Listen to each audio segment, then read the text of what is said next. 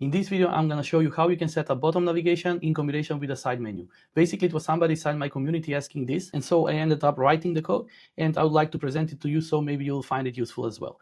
Now, before we go to the code, let me show you the actual structure. We have the up root, which is the root of the whole navigation. We have a nav controller there, and inside it, we have three destinations: the authorization, the settings, and the main. Now, inside main, it is a subgraph, and we have additional navigation here. And let's look into some code and see how I have done this. And by the way, you can find a link to this repository in the description below, and you can check out the side menu bottom bar combo branch to find it. And let's get started. Well, first let me present actually the application. So here is the app that I have built. So this is very simple. It's in one file. So here is the first entry screen.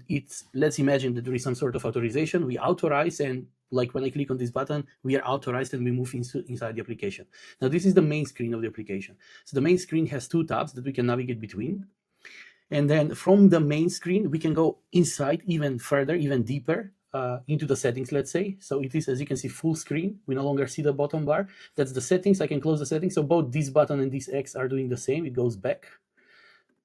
Here is proof. But here in this screen, what's cool is that I have a side menu actually.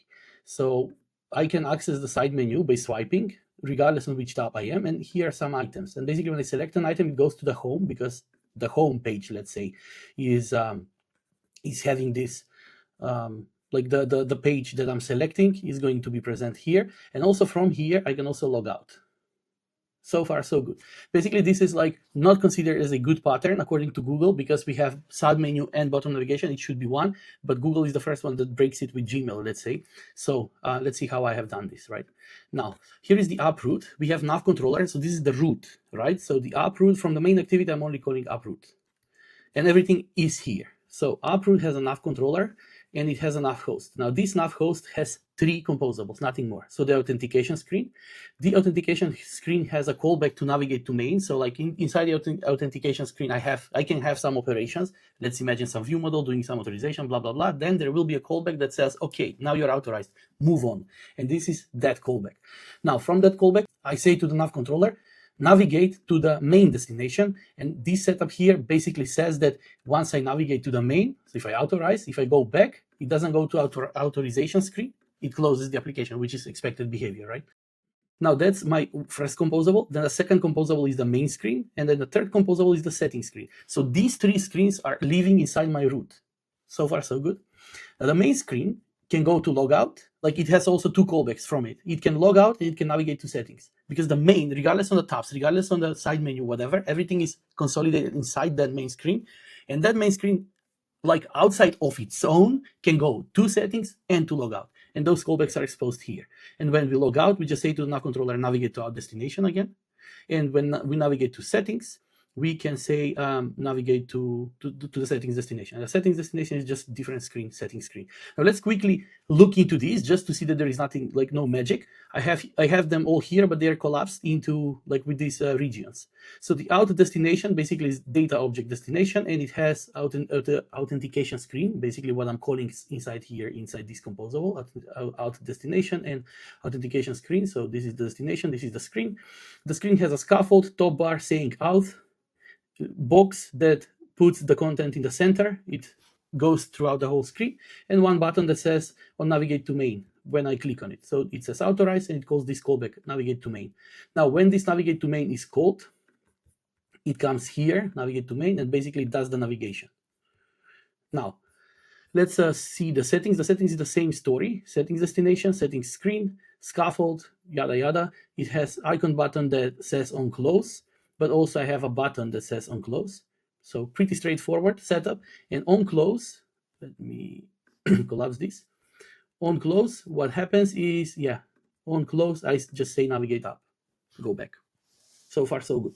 Now, the main is where the whole thing goes. So main destination and main screen. The main screen has on logout and on navigate to settings. Ignore that the studio says it is unused. I don't know why it says it is unused. It is used. Now, inside main, I have yet another nav controller. So I call it nav controller, but it should not confuse you with the nav controller that I have in the root. It is different nav controller inside this composable. So you can name it whatever you want. And then this nav controller, now I have drawer state, I have a scope, so that this scope is used for animating the closing of the drawer. and the drawer is being opened and closed by using this state. So I have model navigation drawer. I pass there the state that I've remembered. And the drawer content is the content inside the drawer. I call another composable, which is called side menu content.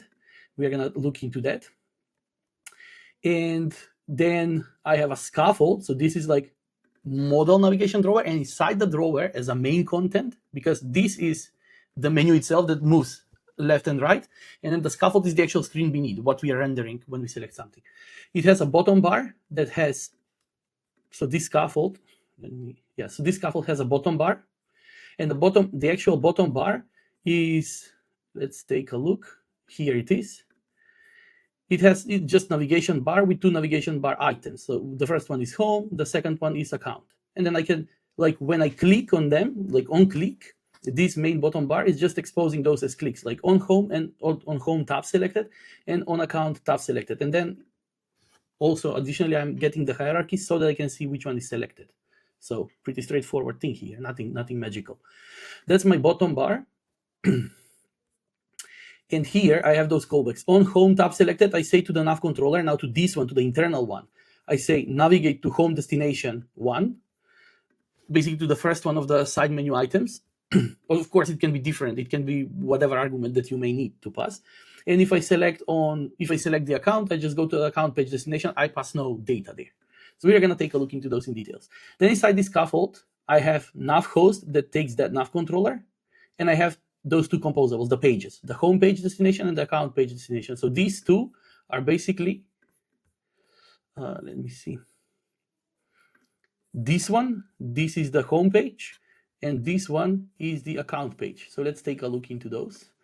The home page is, well, nothing, box that goes across the whole thing, and it says current home page, and because I'm passing ID, I'm also rendering that ID. So if you take a look, as you can see, it says current home page ID, the first one. And when I click on the settings, on the account, it opens the account destination, and that one is also just account page destination and doesn't have much there. Account page on settings click, so it has just text hello from account, and then a button, and then the button has on settings click, and this account page has like that navigation to settings that is causing. But this is the key here. So watch, it has on settings click. So the account page has on settings click, but on settings click, I'm not saying the nav controller that I have here inside to navigate somewhere, because this nav controller doesn't know about the settings destination. It has no clue. So as you can see, this nav controller here is bind to this nav host, and this nav host has two destinations, home and account. I cannot navigate to any other destination other than these two. So what I do is when I click on the settings on the account page, I propagate a callback. So I'm having this on settings click on navigate to settings, and this one is a lambda on the main screen. So on navigate to settings goes up to whoever calls main screen, meaning the root, and the root says on login. Okay, now this nav controller that is bind to this nav host knows about that destination, settings destination. Now, hopefully, this will make the things cleaner. And then, what else do we have here? So account page, home page, and then the side menu. I'm not gonna skip through it. So that's like this should be pretty straightforward, right? So just scaffold with bottom bar, and the bottom bar is having two tabs, and then we can navigate between them, and they are living in a nav host of its own. Cool. Now, as of the side menu content, let's take a look into that. So the side menu has also exposing two functions, on logout and on side menu item selected. It has like which one was selected. I'm just working with indexes. You can work with whatever you want. So it is int, it can be data object, can be whatever. So the current item I'm remembering here, you can remember it in a view model, doesn't matter. This is just for the sake of this example. I have model drawer sheet, which internally it has a row. This is the, let me open the side menu, this one, side menu, it says, you can see text side menu, and then icon button that calls on logout.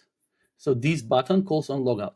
And let's take a look how it is propagated. So on logout, on the side content, look here. Here it is. It says on logout. Again, I'm not calling anything on this nav controller because it doesn't know the destination where I want to go. So on logout, I am calling up on the main screen on logout, just the same as I did with the settings. And on logout will be handled above in the root where it says on logout where to go. and what to do. So from the perspective of the main screen and from the perspective of the side menu content, they don't care what happens. They just expose events. And on that event, whoever calls them should decide what to do. Hopefully that makes sense. And then what else do we have in the side menu? So we have that row, and then we have horizontal divider, which is this guy here. And then we have 1, 2, 3, 4, like 10 items. So 1 to 10, I'm mapping to navigation drawer item, where the label is the side menu item it. Selected is, that's why I keep this here, which one is selected, just to have this selection color here. And then on click, I say current item is the one that was clicked. And then on side menu item selected, I call, which is this one, on side menu item selected. And what happens is, on side menu item selected comes here. And now here I'm navigating within this controller. So this nav controller can navigate, I'm navigating to homepage destination, but just different ID. And also this pop-up too will prevent if I, for example, it is like if I navigate through the items like 10 times, so for example, 1, then 2, then 3, and if I go back, it is not gonna go to 1 through the whole hierarchy, but it's gonna just close. And that's basically this. And of course, once on side menu item is selected, I do the navigation and then I call this to close the side menu. So basically when I click on something, as you can see, it closes.